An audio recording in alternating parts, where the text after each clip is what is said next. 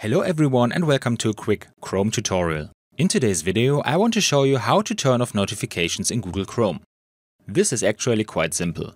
First of all, I open Google Chrome and now I click on the three dots in the top right corner and select Settings. Now I go to Privacy and Security, search in the middle for Site Settings and scroll down to Notifications. Here I can choose if I want to enable or disable notifications in general.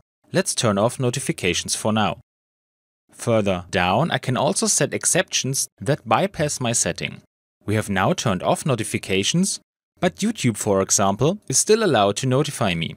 If I click on Add, I can add further exceptions. For example, I will take my website and press Add. This way I have already set a new exception. And that's it for today. I hope you enjoyed the video and I will see you again in the next tutorial. Until then, your tutorial guy. Bye!